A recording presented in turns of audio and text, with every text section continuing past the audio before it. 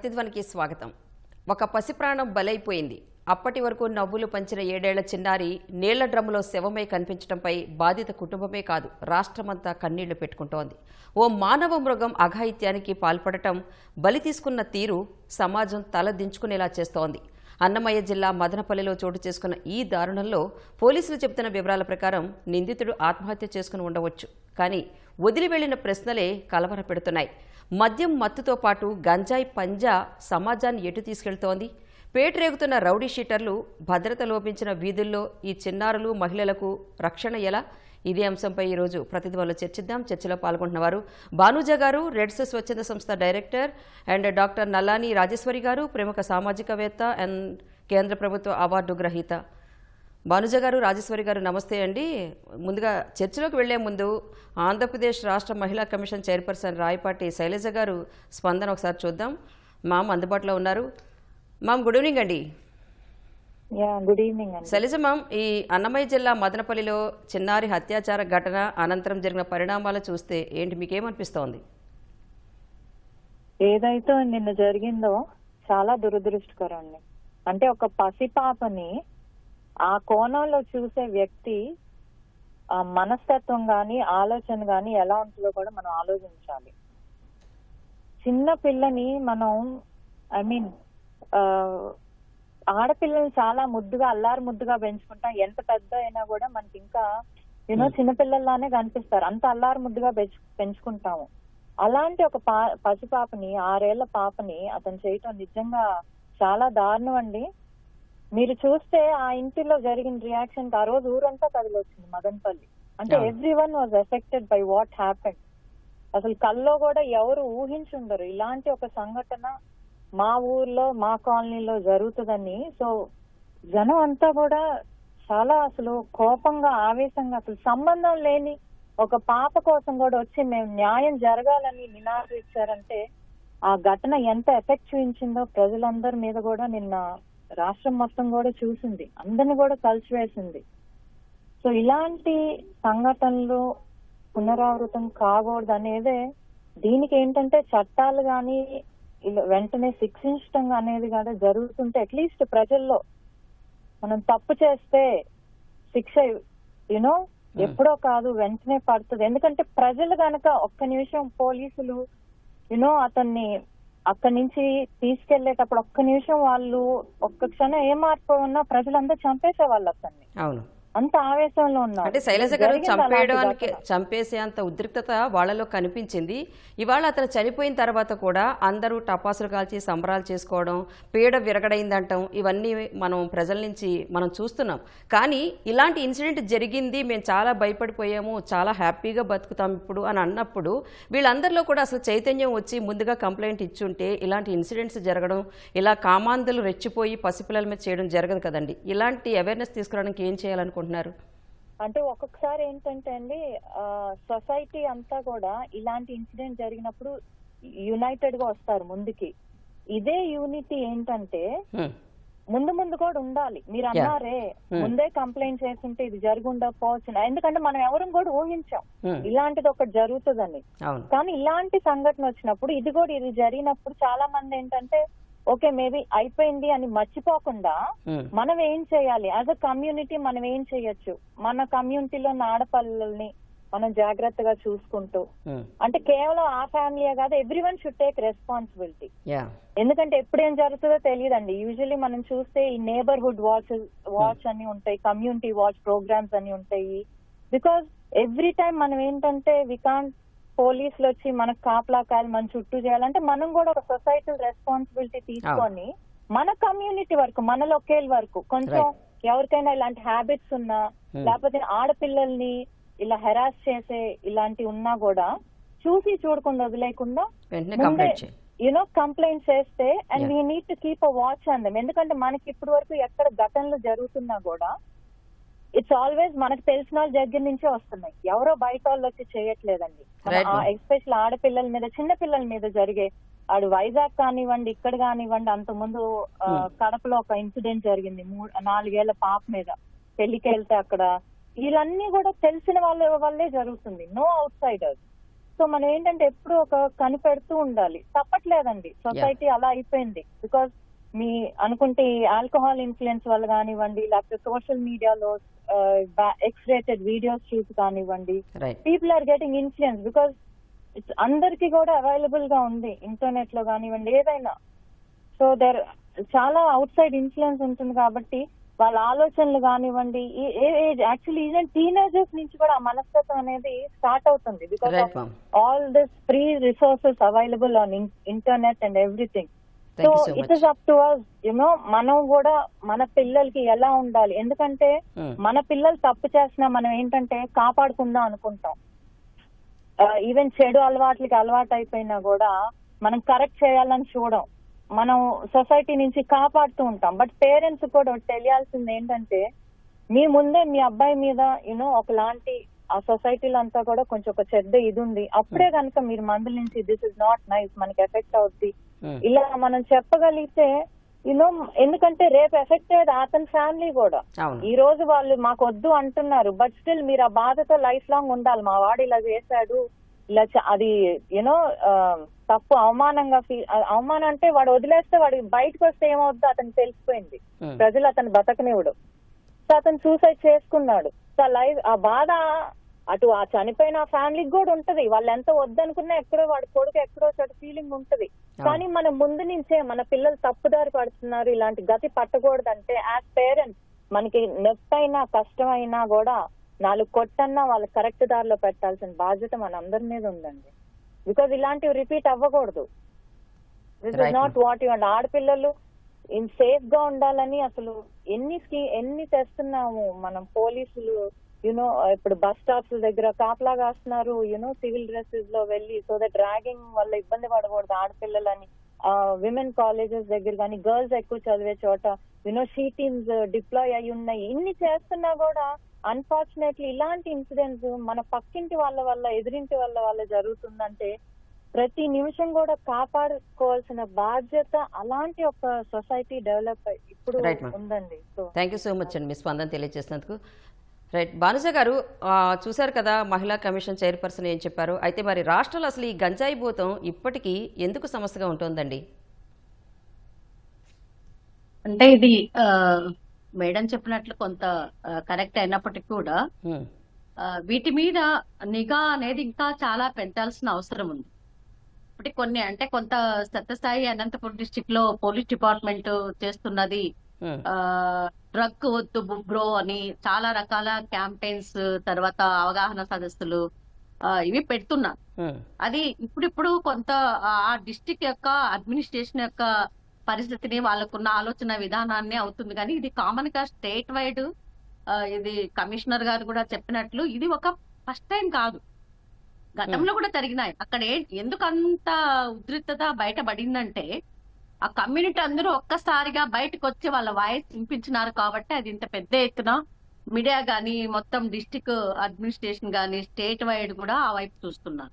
కానీ గతంలో కూడా కొంత డివిజన్ లో ఒక మండల్లో డిజేబుల్డ్ అమ్మాయి మీద మంచి ఒక పండుగ వినాయక చవితి అప్పుడు మంచిగా తాగేసి డ్రింక్ చేస్తే ఆ అమ్మాయిని రేప్ చేసిన తర్వాత రియలైజ్ అయినాడు, మత్తు తగ్గుతూనే సూసైడ్ చేసుకున్నాడు. ఇట్లాంటివి చాలా గతంలో కూడా జరిగాయి. అయినా వీటి మీద ముఖ్యంగా ఏంటంటే పోక్సో కేసెస్ సంబంధించి కూడా సేమ్ ఇదే అవుతుంది కదా. 50 ఏండ్ల ముసలాయన 10 years 12 years అమ్మాయి మీద రేప్ జరుగుతున్నాయి. వీటి మీద విక్టిమ్ సపోర్ట్ సిస్టమ్ అనేది ఇంకా బలంగా ఉండాల్సిన అవసరం ఉంది. ఓఎస్సీలో 1 స్టాప్ క్రైసిస్ సెంటర్, సఖీ సెంటర్స్, తర్వాత కమిషనర్ స్థాయిలో పోలీస్ డిపార్ట్మెంట్ అందరూ పనిచేస్తున్నప్పుడు కూడా డిఎల్ఎస్ఏ డిస్ట్రిక్ట్ లీగల్ జ్యుడిషియరీ ఈ పనిష్మెంట్ అనేది కూడా చాలా డిలే ఉందండి. అందుకని ఈ భయాలు లేవు.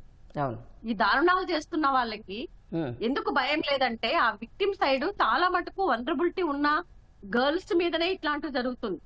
పెద్ద కుటుంబాల్లో ఉన్న వాళ్ళ మీద జరగలేదు.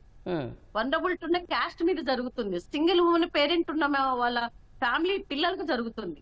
దీన్ని చాలా మూలాలకి వెళ్ళి గవర్నమెంట్ సైడ్ చేయాలి. అదే విధంగా కుటుంబంలో కూడా మేడం చెప్పినట్లు అది వాళ్ళ భావజాలాల్లో కూడా ఆలోచన విధానాలు మారాలి.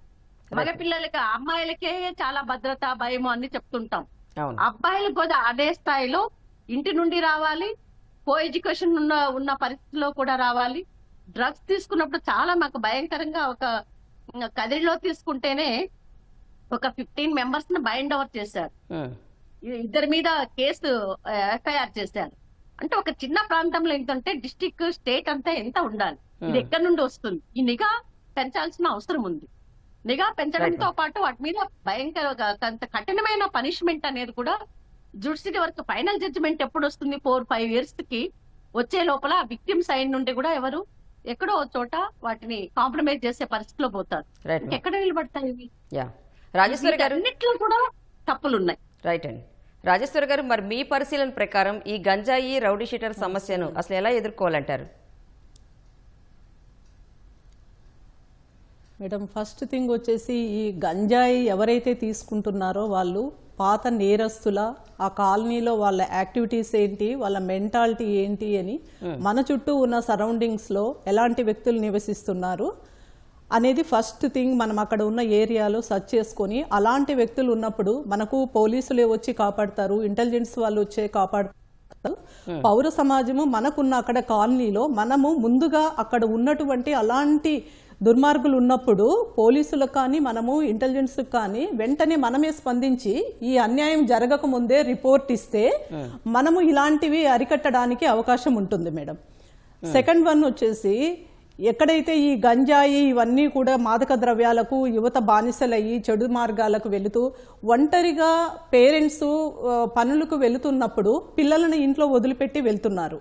సో అలాంటి ఫ్యామిలీస్ను క్యాచ్ చేసి వీళ్ళు ఒంటరిగా ఉన్నప్పుడు ఆ పసి పిల్లలకు ఏమీ తెలియని అమాయకులకు చాక్లెట్ ఇస్తామని ఇంకొకటని మాయమాటలు చెప్పి ఇలాంటి సంఘటనలు మనం ముందు కూడా చూసాము. ఈ మదనపల్లి సంఘటన జరిగిన తరువాత ఇది ఆఖరి ఇష్యూ కావాలని మానవీయ కోణంలో నిజంగా ఇదంతా సమాజం మొత్తం సిగ్గుతో తల దించుకోవాల్సిన సిచ్యువేషను. ఇందాక మేడం శైలజ మేడం చెప్పారు, ఉమెన్ కమిషన్ చైర్మన్ గారు, కౌన్సిలింగ్ అనేది ఎవరో వచ్చి కాపాడతారని కాదు, మనం అందరము కూడా పౌర సమాజంలో ఉన్నటువంటి వాళ్ళందరికీ కూడా బాధ్యత ఉంటుంది. ప్రభుత్వాలే చేయాలి అంటే అన్ని నెవర్, అది జరగని పని. అందరూ ప్రతి ఒక్కరికి సమాజంలో బాధ్యత ఉంటుంది. ఇలాంటి సిచ్యువేషన్స్ జరుగుతున్నాయి అంటే ఎక్కడ మనకు లోపం ఉంది అనేది ఫస్ట్ ఆఫ్ ఆల్ థింక్ చేయాలి. గ్రౌండ్ లెవెల్ నుంచి కూడా కౌన్సిలింగ్ ఏర్పాటు చేయాలి, చట్టాల గురించి అవగాహన తీసుకురావాలి. ఈ పని చేస్తే ఈ చట్టం కింద ఇలా పనిష్మెంట్ ఉంటుందని తీవ్రమైన పనిష్మెంట్ ఇవ్వాలి. అప్పుడు వాళ్ళకు వణుకు భయం పుట్టాలి ఇంకొక తప్పు చేయాలి అంటే. ఈ మదనపల్లి సంఘటన ఇంకొకసారి పునరావృతం ఇలాంటివి ఎక్కడే కానీ రాష్ట్రంలో కానీ దేశంలో కానీ జరగకుండా ఉండాలి అంటే కఠినమైన చట్టాలు ఖచ్చితంగా తీసుకురావాలి. కేంద్ర రాష్ట్ర ప్రభుత్వాలు ఇప్పటికే దృష్టి పెట్టాయి, వెంటనే నిజంగా స్పందించినారు. ప్రభుత్వానికి కూడా అభినందనలు తెలియజేస్తున్నాను. ఈ గంజాయి ముఠా మాఫియా ఎక్కడి నుంచో వస్తుందో అది ఎంత పెద్దవాళ్ళైనా కూడా శిక్షించబడాలి, శిక్షలు పడాలి ఖచ్చితంగా. ఇదంతా కూడా ఇది మన ఇంటికే పరిమితమైనది కాదు, పక్క కాలనీలో పరిమితమైనది కాదు, సమాజానికి మొత్తం సంబంధించినటువంటిది. ఈ రోజు అక్కడ జరిగింది, రేపొద్దున మన ఇంట్లో ఎక్కడైనా ఏ ఆడబిడ్డకైనా అన్యాయం జరగచ్చు. ఇలాంటి సంఘటనలు జరగకుండా ఖచ్చితంగా అందరూ సమన్వయంతో సమదృష్టితో భవిష్యత్ తరాలను కాపాడుకునే బాధ్యతతో మనందరము కూడా బాధ్యతాయుతంగా దీనిపైన ఫోకస్ చేసి ప్రభుత్వానికి మనం ఏం చెప్పాలనుకున్నామో వారికి కఠినంగా శిక్షలు వేయాలని మేము కోరుకుంటున్నాం. Right ma'am. ముక్కు పచ్చలారని 7 ఏళ్ల చిన్నారిపై నిన్న జరిగిన ఇన్సిడెంట్ పై మనతో మాట్లాడటానికి రాష్ట్ర హోంమంత్రి వంగల్పూడి అనిత గారు ఫోన్ లైన్లో ఉన్నారు. అనిత గారు నమస్తే అండి.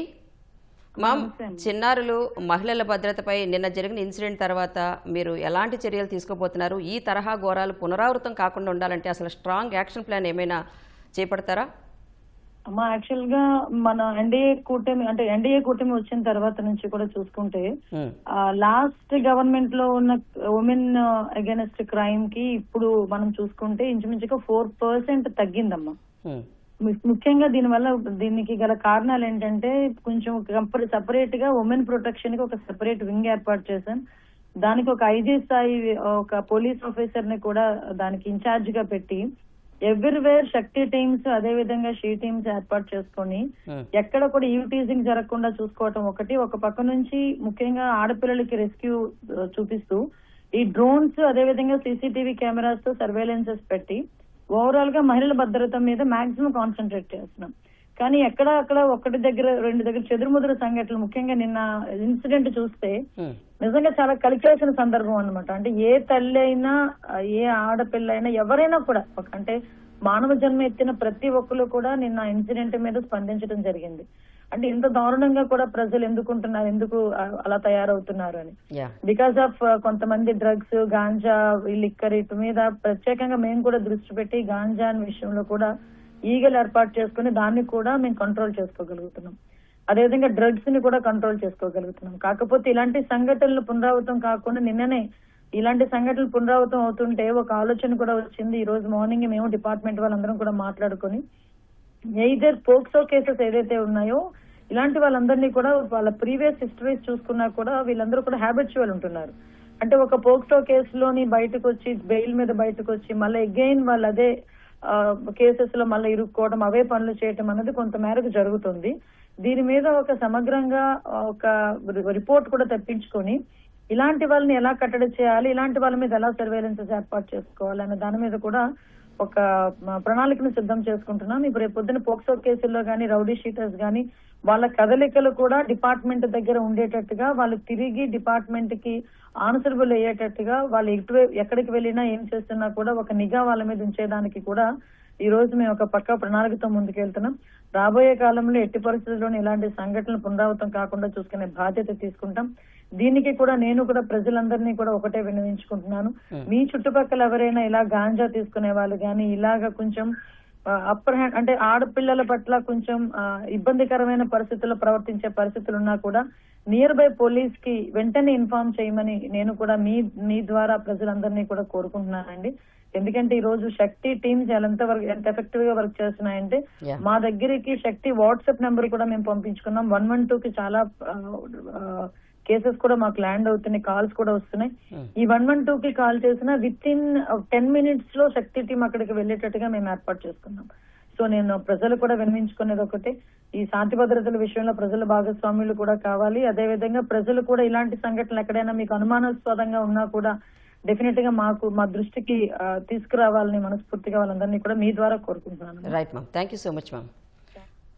భానుజ గారు, ఇప్పుడు హోంమంత్రి గారు చెప్పింది విన్నారు. మీరు కూడా నిత్యం వర్క్లో భాగంగా ఊరూరా చూసి వస్తుంటారు. సమస్య కట్టడికి అసలు ఏం చేస్తే మేలని మీరు చెప్తారు? మేడం చాలా ఇంపార్టెంట్ విషయాలు రైట్ చేశారు. ముఖ్యంగా పోక్సో కేసు సంబంధించి మేడం దృష్టికి నేను ఒక విషయం విన్నవించుకుంటున్నాను. ఎందుకంటే 2018 నుండి ఇప్పటి వరకు 98 కేసులు విక్టిమ్ సైడ్ మేము ప్రాసెస్ చేసిన అనుభవంతో చెప్తున్న విషయం. దాంట్లో ఏంటంటే ఫైనల్ జడ్జిమెంట్ వరకు కూడా ఆ విక్టిము కోర్టుకు తిరగడం అనేది 164 అయిన తర్వాత చాలా డిలే ఉంది. అది ఫాస్ట్ గా పనిష్మెంట్ అనేది జడ్జిమెంట్ అనేది ఫాస్ట్ ట్రాక్ కోర్ట్స్ ఉన్నాయి. ఫాస్ట్ ట్రాక్ కోర్ట్స్ ఇప్పుడు డిస్టిక్ ఒకటి ఉన్నాయి. కొత్త జిల్లాలు అయిన తర్వాత అన్ని జిల్లాలకు కూడా ఫాస్ట్ ట్రాక్ కోర్ట్స్ ఎక్కువ కాగలిగితే ఈ పనిష్మెంట్ ఎవరైతే ఉన్నారో ఫైనల్ జడ్జిమెంట్ వరకు విక్టిమ్ సపోర్ట్ గా ఉండాలి. సుప్రీంకోర్టు గైడ్లైన్స్ ప్రకారము విక్టిమ్ సపోర్ట్ కోసం కూడా ఓఎస్సీ నుండి తర్వాత సోషల్ వర్కర్స్ నుండి కూడా విక్టిమ్ సపోర్ట్ సిస్టమ్ ఉండాలనేది కూడా ఒకటి వచ్చింది. ఇవి కొంచెం ఒకసారి పర్సు చేసి మేడం గారు దీన్ని కూడా కొంచెం ముందుకు తీసుకెళ్లి women and child welfare department under లో జరుగుతున్న OSC one stop crisis centre అనేది చాలా యాక్టివ్ గా కౌన్సిలింగ్ పద్ధతిలో వెళ్ళడమే కాకుండా టోటల్ విక్టిమ్ ప్రొటెక్షన్ అనేది ఇంపార్టెంట్. అదొకటి. ఎందుకంటే వాళ్ళు కోర్టుకు వెళ్లాలన్నా భయపడే పరిస్థితి, అక్యూజ్ నుండి థ్రెటనింగ్స్ ఉన్నాయి. ఈ విషయాలు కూడా విక్టిమ్ సపోర్ట్ పర్సన్ ఒకటి రిక్వెస్ట్ చేస్తున్నా. రెండో విషయం ఏంటంటే అడ్మినిస్ట్రేషన్ స్థాయిలో కూడా యాజ్ ఏ చట్ట ప్రకారము 200 మంది పీపుల్ కి ఒక పోలీస్ ఉండాలి. కానీ మనం సెన్సస్ ప్రకారం చూసుకుంటే 1200 మెంబర్స్ కి ఒక పోలీస్ ఉన్నారు. అంటే అన్ని పోలీసులే చేయలేని పరిస్థితి. ఇది సివిల్ సొసైటీ మెంబర్స్ తో పాటు అందరూ పౌరులుగా, పేరెంట్స్, ఫ్యామిలీ నుండి కూడా సమాజం ఆలోచించాలి. దాంతో పాటు అన్ని లైన్ డిపార్ట్మెంట్ ఏవైతే women and child welfare department ఉంది, డిఎల్ఎస్ఏ ఉంది, వీటి కోసం ప్రత్యేకమైన డిఆర్డిఏ ఉంది. వీటికి అన్నిటికీ కూడా ఇది నాన్ నెగోషియబుల్ గా ఇది ఒక మెయిన్ స్ట్రీమ్ గా ఏదైతే చైల్డ్ మ్యారేజ్, టీనేజ్ ప్రెగ్నెన్సీ మీద పెద్ద ఎత్తున ప్రచారం జరుగుతుందో ఈ పిల్లల మీద జరుగుతున్న లైంగిక దాడులకు సంబంధించి కూడా అవగాహన ఇంపార్టెంట్ ఉంది.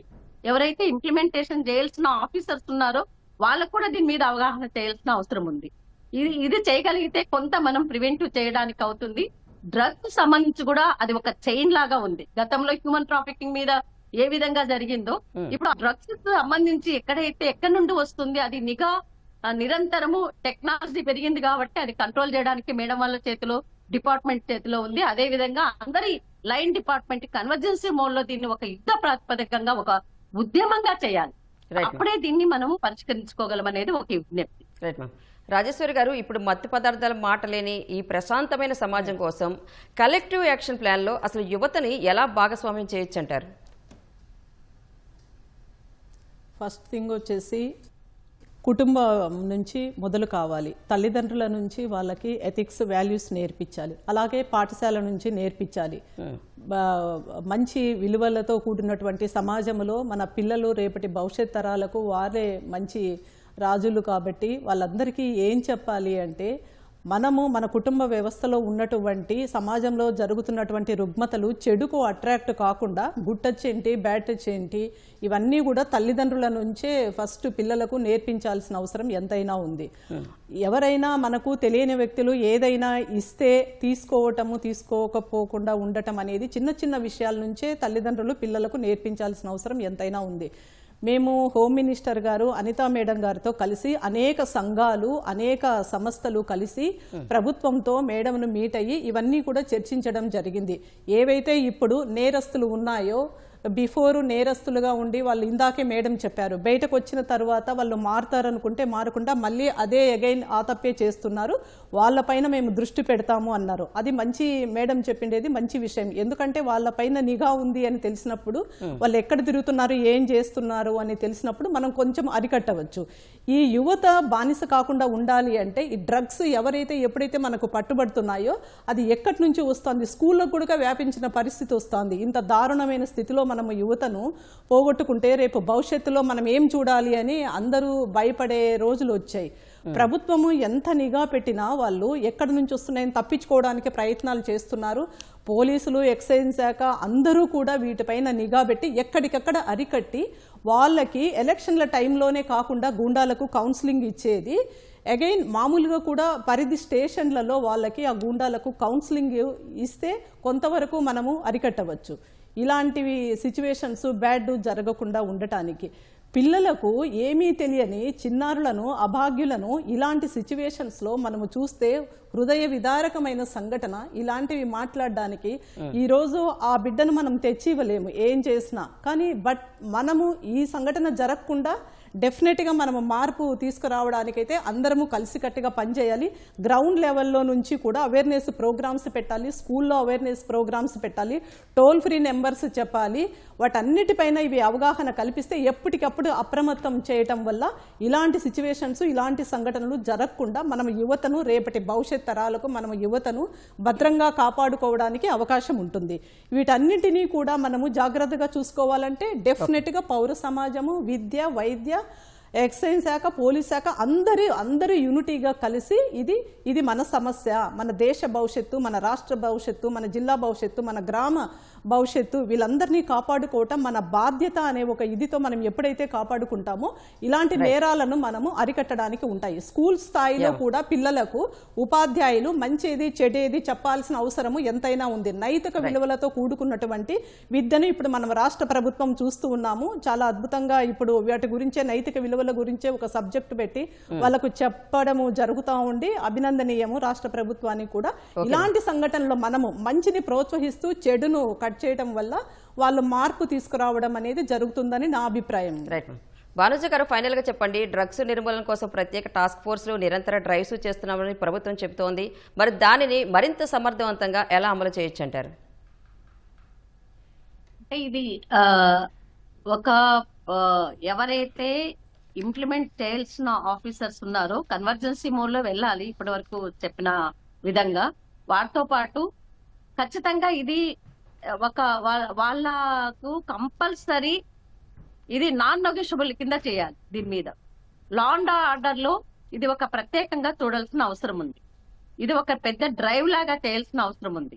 అవేర్నెస్ ఒకటే సరిపోదు, అవేర్నెస్ తో పాటు పనిష్మెంట్లు కూడా అంతే స్థాయి ఉండాలి. ఇప్పుడు సూసైడ్ చేసుకొని చనిపోవడం అనేది అది పరిష్కారం కాదు. ప్రస్తుతానికి వాళ్ళు చంపడము, సూసైడ్ చేసుకోవడం అనేది అది మంచి పరిణామం కాదు. తర్వాత రియలైజ్ అవుతున్నారని మనకు అర్థమవుతుంది ఏమవుతుంది పనిష్మెంట్ అని. Yeah. అది కాకుండా చేయడానికి అన్ని లైన్ డిపార్ట్మెంట్ కలిసి పనిచేయాల్సిన అవసరం ఉంది. ఇది ఒక డిస్ట్రిక్ట్ లో టాస్క్ ఫోర్స్ కమిటీ ప్రత్యేకంగా ఏవైతే శాస్త్రేటివ్ కమిటీ ఉన్నాయో దీనికోసం కూడా ప్రత్యేకంగా ఏర్పడాల్సిన అవసరం కూడా ఉంది. డ్రగ్స్ సంబంధించి చైన్ తెలియకుండా ఉండదు. ఏదో ఒక రూపంలో ఎవరి దగ్గర ఒక దగ్గర స్టార్ట్ అవుతుంది. అది ఏదో ఒక రూపంలో ఐడెంటిఫై చేయడం పెద్ద సమస్య కాదు. చేయాలనుకుంటే అది చేయాల్సిన అవసరం Right, ఎంత ఉందనేది. తర్వాత విలువల పడి అనేది కూడా స్టార్ట్ చేశారు. అది అనంతపురం జిల్లా నుండే మన స్టేట్ గవర్నమెంట్ లో Right. అది చాలా ఇంపార్టెంట్. పిల్లల దగ్గర నుండి దాని మీద విలువలు నేర్పడం అనేది చిన్న స్టూడెంట్ నుండి థ్యాంక్ యూ సో మచ్. అన్ని వర్గాల్లో కూడా కన్వర్జెన్స్ వెళ్ళాలనేది మేము కోరుకుంటున్నాం. Right ma'am. భానుజ గారు, రాజేశ్వరి గారు ప్రతిధ్వని చర్చలో పాల్గొన్నందుకు ధన్యవాదాలండి. ఇది నేటి ప్రతిధ్వని. నమస్తే.